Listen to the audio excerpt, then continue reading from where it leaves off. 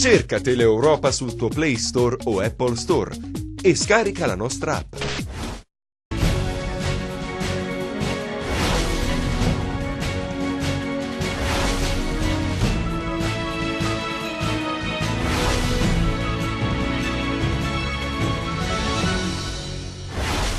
Arresti domiciliari per una dirigente regionale e un'imprenditrice turistica del Vibonese, l'accusa di corruzione e falsità ideologica. Il sindaco di Cosenza è indagato a Roma nell'ambito dell'inchiesta in cui è coinvolto l'ex ministro Clini. Occhiuti in una nota precisa che il suo nome risulta tra gli indagati per l'incarico dato a Martina Hauser. Chiarirò tutto ai magistrati, dice. Proseguono senza sosta le ricerche del bimbo di 2 anni che si trovava con la mamma e il fratellino annegati 5 giorni fa nei pressi del torrente Cantagalli a San Pietro d'Ametino. Beni per 2 milioni di euro sono stati sequestrati alla Guardia di Finanza a un commerciante di auto ad Altomonte. Per gli inquirenti l'uomo sarebbe un evasore totale. L'ex premier Enrico Letta ha partecipato ai festeggiamenti per i 50 anni dell'Unical, esalta il modello del campus, è stata un'idea vincente. I dipendenti del Marrelli Hospital hanno deciso di lavorare gratis per evitare il licenziamento programmato dall'azienda. Buonasera dalla redazione TG10. Dunque, in apertura della cronaca, con l'accusa di corruzione sono finite domiciliari una dirigente della regione Calabria e un'imprenditrice vibonese. Nel corso della conferenza stampa a Catanzaro ha evidenziato come le condotte illecite del funzionario pubblico di fatto danneggiassero gli imprenditori onesti. Vediamo.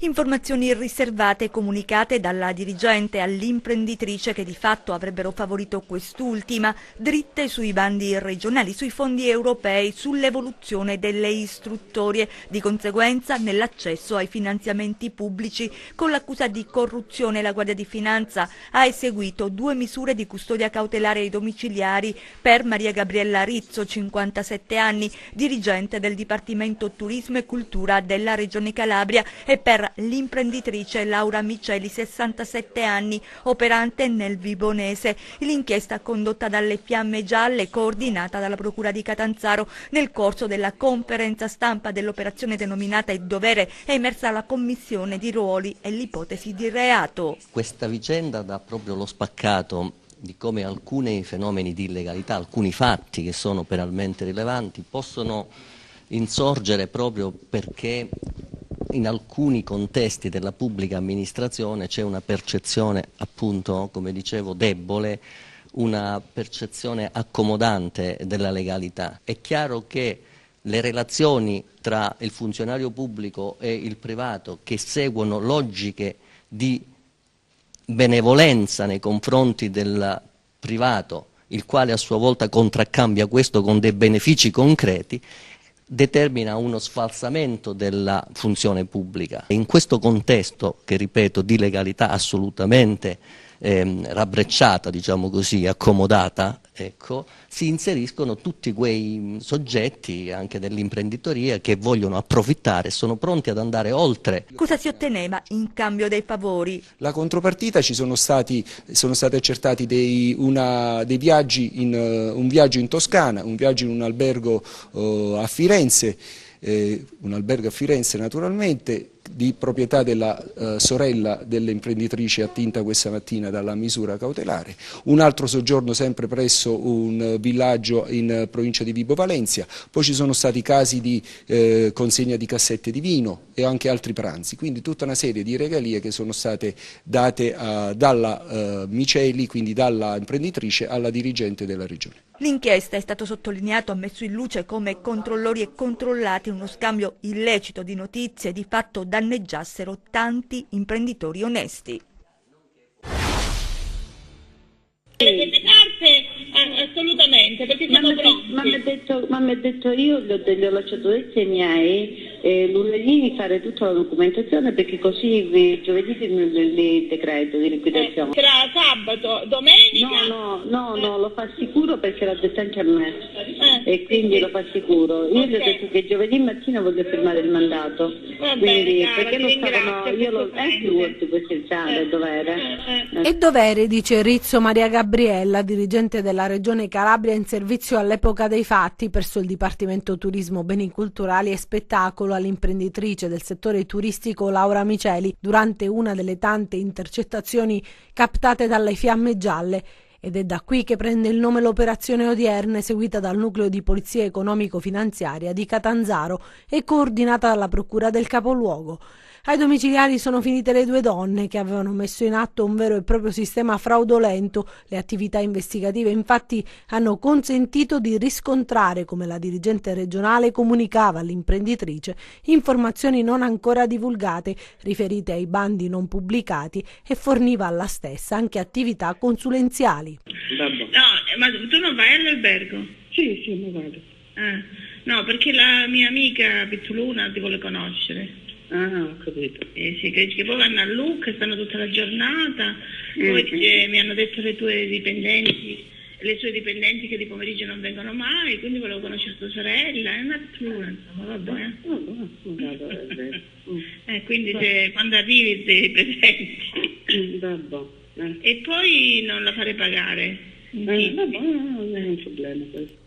Non la fare pagare, diceva l'imprenditrice turistica, perché a fronte dei servigi resi dalla Rizzo, insieme ai propri familiari, usufruiva a spese della Miceli di soggiorni nel capoluogo toscano, ma anche nel villaggio di Ricadi, nonché beneficiava di diversi pranzi e di varie donazioni di vino. Abbiamo pranzato con la Miceli, tu non dite abbiamo mai parlato con la Miceli, che abbiamo mangiato fino a poco loro, e noi pensiamo a lei, a Enzo c'è la solita cassetta di vino. Ridevano e scherzavano tra loro come se fosse tutto nella norma, dei veri e propri meeting per discutere le partecipazioni ai bandi, nonostante alla Miceli fossero preclusi, visto che aveva ottenuto in passato finanziamenti cospicui per le sue strutture turistico-ricettive.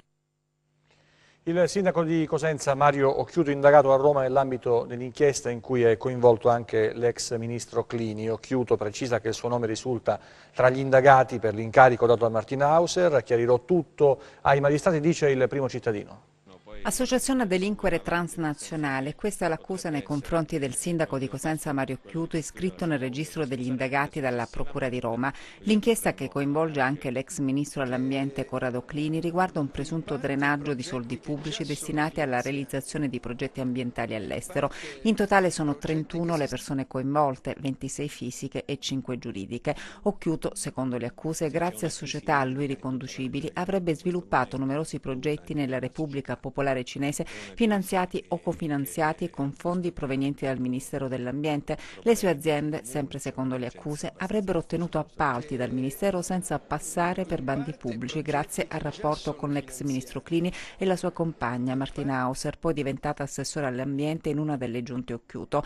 Proprio la Hauser, secondo il PM, sarebbe stato lo snodo fondamentale dell'associazione. L'inchiesta risale al 2015. Lo scorso mese di giugno i magistrati hanno inviato agli indagati l'avviso di conclusione delle indagini. Supereremo anche questo, commenta così il sindaco Occhiuto alla notizia relativa al suo coinvolgimento nella vicenda. Qualcuno è andato a scovare per poi diffondere, aggiunge, una notizia vecchia di diversi mesi, pensando di farmi un danno in questo momento particolare. Quindi Occhiuto spiega che risulta tra le 31 persone indagate solo per il fatto di aver incaricato come assessore a Cosenza Martina Hauser. Non c'è altro su di me, sottolinea, perché non c'era niente da trovare. Io ho sempre lavorato onestamente, mi hanno affidato progetti e prima di fare il sindaco che ho portato a termine nel migliore dei modi. Asserire che Martina Hauser o Clini abbiano avuto dei vantaggi per un incarico di assessore a Cosenza, prosegue Occhiuto, mi sembra un fatto abbastanza paradossale e che può essere chiarito, considerate anche le possibilità che i due avevano in quel periodo. Sono fiducioso, conclude il sindaco Mario Occhiuto, perché tranquillo del mio operato e rispettoso del lavoro dei magistrati. Continuano a San Pietro a Maida le ricerche del piccolo Nicolò, il bimbo di 2 anni che risulta disperso da 5 giorni. Da oggi viene utilizzato anche il georadar.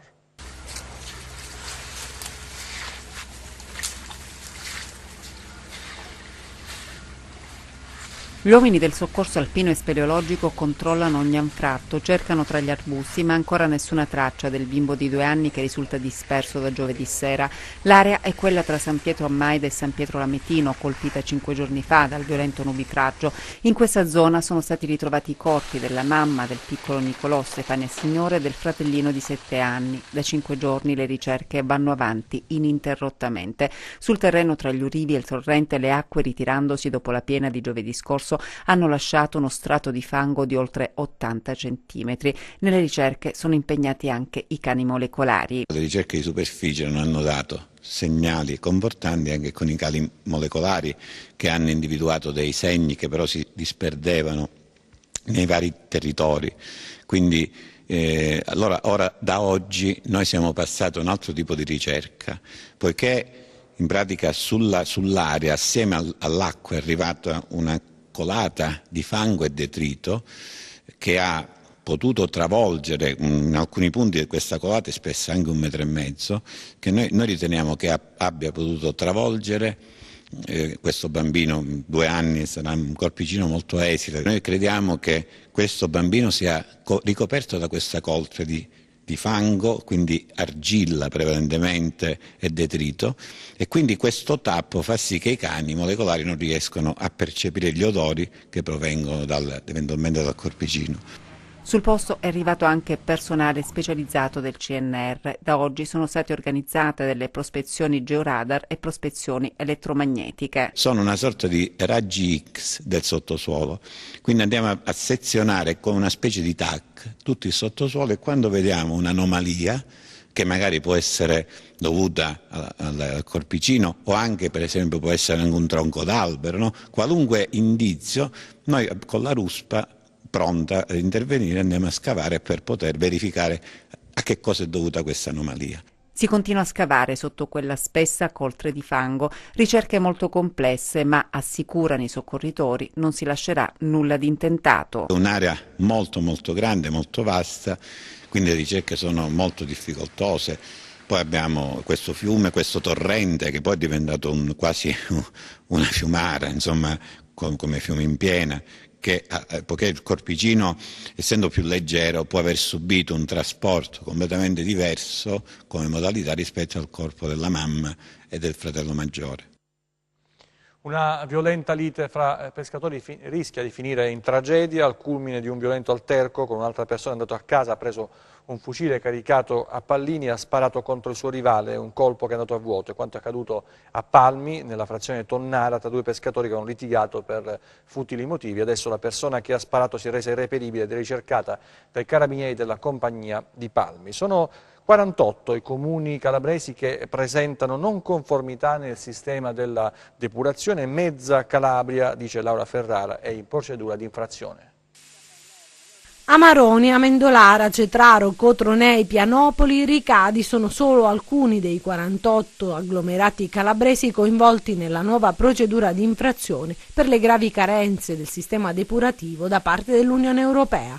Dopo i 13 agglomerati già condannati a seguito della sentenza della Corte di Giustizia Europea del 2012 e per la quale bisogna pagare una multa salata di 25 milioni di euro e una sanzione di oltre 30 milioni per ogni semestre di ritardo nell'attuazione di misure necessarie per conformarsi alla sentenza, si aggiungono gli ulteriori 48 comuni che presentano non conformità nel sistema di raccolta e trattamento delle acque reflue. Una nuova procedura di infrazione dell'Unione Europea nei confronti dell'Italia in materia di depurazione, la quarta di questo tipo. La Calabria anche questa volta purtroppo contribuisce con ben 48 agglomerati coinvolti su 276 a livello nazionale. Questi agglomerati vanno ad aggiungersi ai 13 già condannati con la sentenza della Corte di Giustizia Europea del 19 luglio 2012 e ai 108 ancora coinvolti dalla procedura 2014-2059. Una situazione gravissima per la Calabria ed i calabresi, che pagano prima di tutto in termini di salute pubblica e danni ambientali e poi anche in termini economici, l'assoluta mancanza di una responsabilità di chi ci ha governato negli ultimi 20 anni. Mezza Calabria dunque in procedura di infrazione, sottolinea l'eurodeputata che dice basta gli annunci e i finanziamenti a pioggia, i numeri sono allarmanti e i calabresi bisogna dire la verità. Ormai lo dico da tempo, in Calabria hanno speso oltre 1 miliardo di euro per il sistema depurativo, eppure siamo all'anno zero. L'ennesimo piano speciale di interventi della Regione Calabria prevede fra gli altri anche la spesa di fondi europei. La nostra azione di fiato sul collo sarà costante. Monitoreremo affinché fino all'ultimo centesimo ci sia trasparenza nella spesa ed efficienza nelle opere da portare a compimento. L'ex premier Enrico Letta ha partecipato ai festeggiamenti per i 50 anni dell'Unical, esalta il modello del campus e dice è stata un'idea vincente.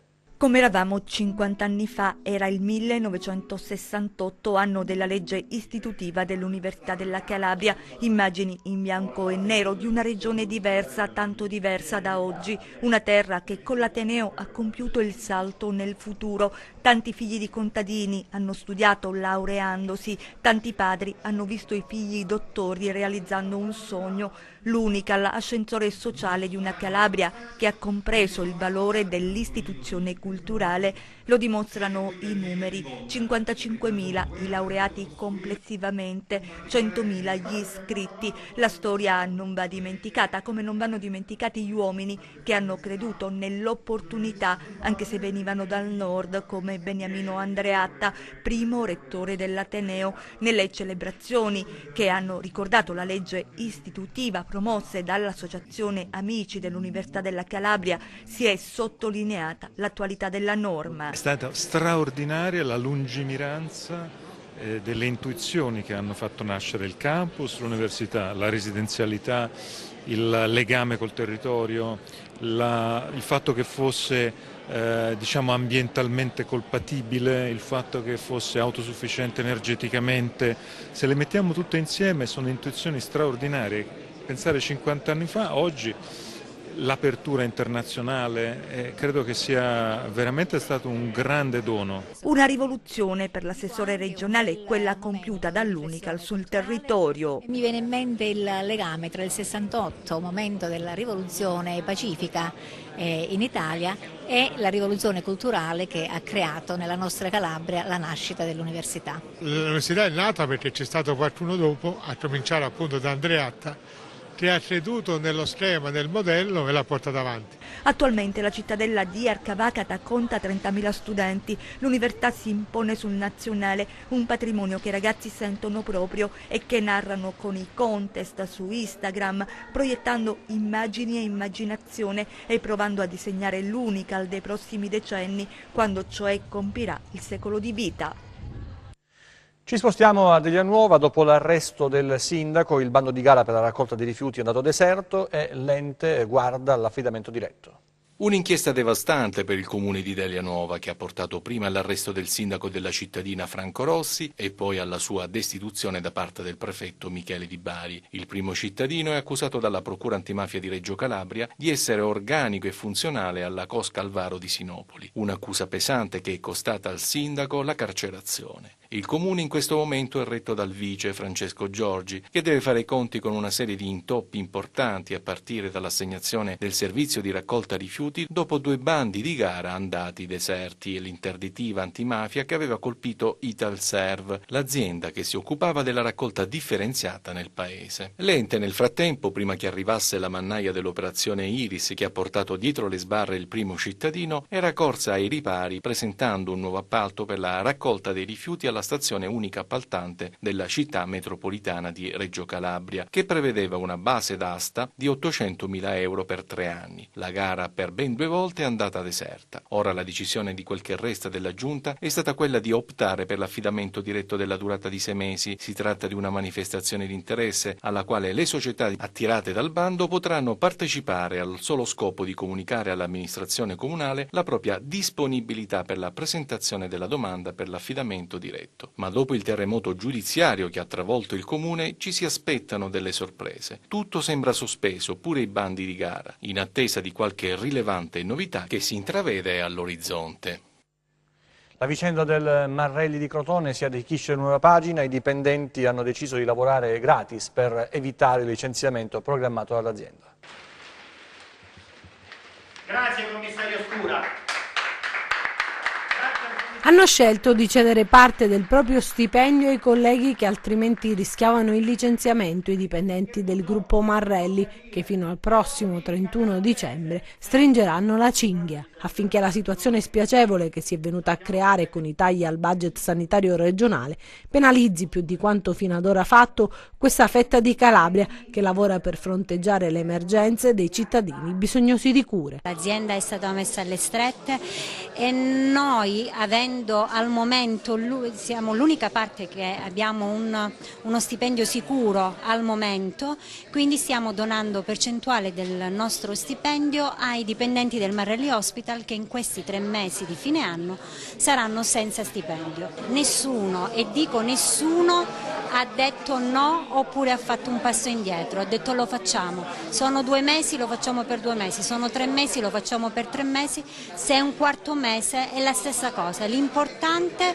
quello che noi speriamo per bene di tutto il gruppo, che a gennaio ci saranno delle risposte e potremo finalmente lavorare con tranquillità. Chiediamo solo questo. Un atto di coraggio forte, unico, che spero possa sensibilizzare le coscienze di tutti, ha sottolineato il direttore sanitario nel corso di un'assemblea. Martedì prossimo il tavolo tecnico convocato dal Ministero dello Sviluppo Economico per affrontare la crisi che ha messo in ginocchio il gruppo. In quell'occasione si spera si trovino soluzioni definitive, così da capire quale sarà il futuro della clinica e dei malati che ad essa si rivolgono. In questo momento il Marelli Hospital è una realtà, è l'unica realtà che opera nel campo degli acuti sul territorio crotonese e mi sembra giusto e doveroso e legittimo che venga riconosciuta la sua attività. Torniamo alla cronaca, i nostri 100 secondi. La polizia ha arrestato i presunti mandanti ed esecutori dell'omicidio di Filippo Pantano, ucciso a colpi di fucile e pistola Martiano Lombardo il 20 luglio 2005. La squadra mobile di Catanzaro, insieme al personale del commissariato di Lamezia Terme, con il coordinamento della DDA, ha arrestato Gino Strangis di 49 anni, Pino Strangis di 43 e Vincenzo Arcieri di 48, già detenuto per altra causa nel carcere di Caltanissetta. Gino Strangis sarebbe stato ideatore, organizzatore ed esecutore del delitto. Il fratello Pino avrebbe partecipato e Arcieri sarebbe coautore della decisione di uccidere Pantano insieme ai vertici della cosca Giampà di Lamezia Terme. La Guardia di Finanza di Castrovillari ha eseguito un sequestro preventivo per equivalente di beni per un valore di 2.300.000 euro nei confronti di un commerciante di automobili di Altomonte, indagato per evasione fiscale ed occultamento di documenti contabili. L'indagine che ha portato al sequestro è stata avviata sulla base di un controllo fiscale effettuato nei confronti dell'azienda di cui è titolare l'operatore economico, che svolge un'attività di commercio di autoveicoli in prevalenza di grossa cilindrata. Dal controllo, che ha riguardato gli anni 2011, 2012 e 2013, l'imprenditore è risultato evasore totale, non avendo mai dichiarato ricavi per oltre 7 milioni di euro e evadendo imposte per oltre 2 milioni. Una bomba carta è stata fatta esplodere la scorsa notte a Fiumefreddo Bruzio, davanti alla soglia di ingresso alla sala cinesca di un bar. La deflagrazione ha provocato lievi danni alle strutture dell'esercizio commerciale. Sull'episodio hanno avviato indagini i carabinieri. I carabinieri hanno arrestato a Lamezia Terme Pietro Grande, ai 50 anni, con l'accusa di ricettazione e detenzione di armi da sparo clandestine e detenzione illegale di munizionamento e materiale esplodente. Un'altra storia di cronaca da Reggio Calabria si è conclusa con l'arresto di un 36enne che ha minacciato una donna con una pistola facendosi consegnare la borsa con all'interno denaro e documenti. L'uomo, un disoccupato di 36 anni, è stato arrestato, aveva precedenti di polizia perché la donna si è opposta, ha fatto resistenza e ha richiamato l'attenzione delle forze dell'ordine, di un passante in particolare in una prima battuta che ha inseguito il malvivente, lo ha bloccato e poi i carabinieri sono intervenuti per eseguire l'arresto in flagranza. Adesso il teatro per i giovanissimi, perché ricomincia a Cosenza l'iniziativa Generazione Giovani insieme al Centro RAT Teatro dell'Acquario. Da novembre ad aprile sarà il Teatro Morelli ad ospitare il progetto di educazione teatrale Generazioni Giovani, promosso dal Centro RAT Teatro dell'Acquario insieme al Comune di Cosenza. Progetto che quest'anno compie 20 anni, ormai consolidato e diviso in 2 sezioni, scuole a teatro e famiglie a teatro, e ogni anno registra la presenza di tantissimi bambini e giovanissimi intorno alle migliori produzioni di teatro per ragazzi, sia nelle matinee scolastiche che nei pomeriggi domenicali insieme alle famiglie. È un progetto altamente, noi riteniamo, formativo, perché comunque rivolgersi alle giovani generazioni, abituarle, dargli proprio il senso della misura del teatro, l'importanza del teatro, frequentare il teatro, pensiamo che sia l'unico modo efficace realmente per riuscire a resistere, no, nel tempo. L'effetto di generazioni giovani che ha avvicinato migliaia di ragazzi al teatro in questi anni ha prodotto nei giovani anche il desiderio di non fermarsi alla visione degli spettacoli, ma di voler entrare dentro il teatro, partecipando ai corsi che sono sempre più affollati. Io personalmente credo molto nel teatro per i ragazzi. Ci credo perché non solo è l'avvicinamento alla cultura, ma è anche proprio un modo per poter crescere in termini di personalità, dare sicurezza. Calcare il palcoscenico significa per un bambino avere consapevolezza di se stesso e della propria forza. Comprendere che cosa significa l'essere tutti i giorni e poi calarsi nelle vesti di un altro. Mi è rimasto impressa, se posso fare una nota autobiografica. Io ho un nipotino che frequenta appunto la scuola di teatro da tanti anni e l'ultima volta è stato protagonista di una delle pièce che era Le vesti dell'imperatore, finché praticamente, come sapete, l'imperatore in realtà è nudo perché le vesti sono fatte da imbonitori. E quando l'ho preso in giro ho detto: Fernando, ma sei stato nudo nel teatro, non ti sei vergognato? E mi ha risposto: no zia, non hai capito, non ero io, era l'imperatore. Generazioni giovani, prima dell'avvio ufficiale di stagione, avrà un'anteprima che si terrà sabato 13 ottobre alle ore 18 al Teatro dell'Acquario nello spettacolo di Burattini El Quinde, El Fuego y El Gigante del gruppo ecuadoriano La Rana Sabia. E adesso il libro che racconta la storia del piccolo Sissè, ricorderete il bambino sbarcato da solo a Corigliano, una storia presa a cuore da Franco Corbelli che ne vuole fare anche una fiaba. Franco Corbelli è autore di un libro che è anche una fiaba e adesso ci sono delle novità importanti perché questo libro avrà un destino molto particolare e bello.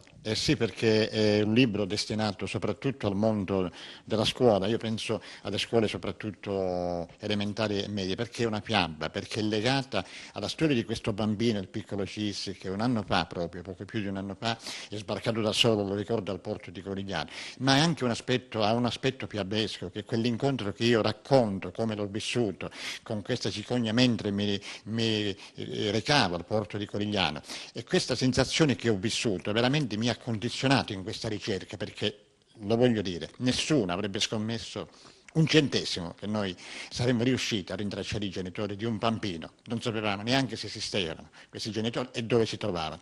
Ebbene, ho voluto raccontare questo. Questo libro è già da alcuni giorni in rete sul nostro sito, lo stanno scaricando molte scuole, questo mi fa molto piacere, ma per Natale penso che faremo un regalo ancora più bello, perché diventerà la favola del piccolo Cis una fiaba illustrata.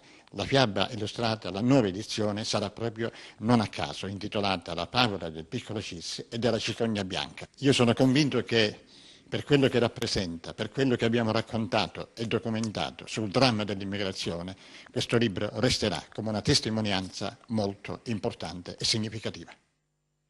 Adesso il calcio in Serie B, il Crotone dà fiducia a Stroppa che continuerà a sedere sulla panchina della squadra rossoblu pitagorica nonostante i risultati, e solo i risultati perché il gioco non è mancato salvo in qualche occasione. E invece il Catanzaro ce la fa a superare il tabù Rende, in Coppa Italia i biancorossi non sono riusciti ad opporre resistenza se non fino ai supplementari.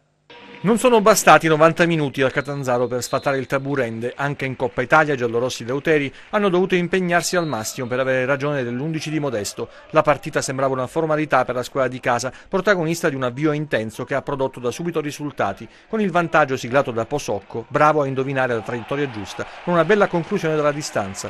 A gara sbloccata il Catanzaro ha provato a chiudere subito i giochi, ma le conclusioni di Repossi e Dursi sono andate a sbattere sui legni, a Borsellini battuto. Il Rende non si è arreso e al 26esimo ha trovato il pareggio con la bella punizione di battuta dalla Ribi che ha beffato le Zai sul primo palo.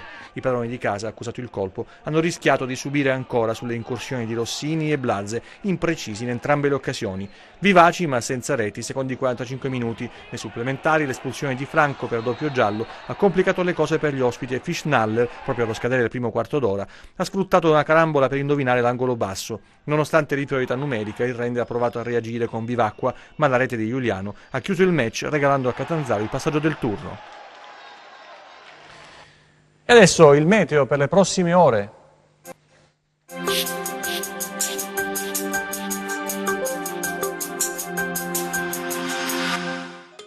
Ben ritrovati al meteo. L'Europa orientale è interessata da un promontorio anticiclonico che garantirà una fase stabile per alcuni giorni. Sulla nostra regione, raggiunta dai margini occidentali di questo vasto anticiclone, tuttavia non è garantita una fase completamente stabile. Registrerà una debole stabilità, in particolare nelle ore centrali e sulle aree montuose, con possibili sconfinamenti sulle aree limitrofe. Le temperature resteranno stazionarie e leggermente al di sopra delle medie stagionali.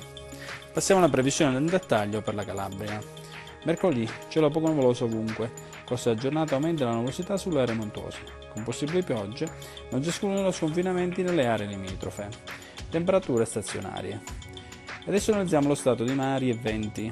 Mercoledì, quasi calmo il Mar Tirreno con venti in regime di brezza, poco mosso il Mar Ionio con venti deboli in direzione settentrionale. Ed infine, prima di salutarci, vi ricordo che oltre al nostro sito web www.meteincalabria.it potrete seguirci sulla nostra pagina Facebook Mete in Calabria.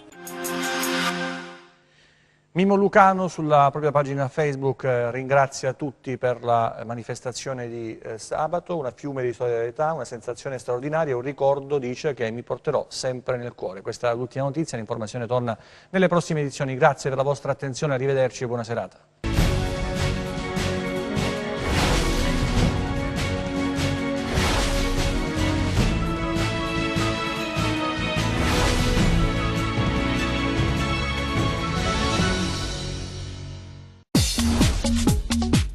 Cerca Teleeuropa sul tuo Play Store o Apple Store e scarica la nostra app.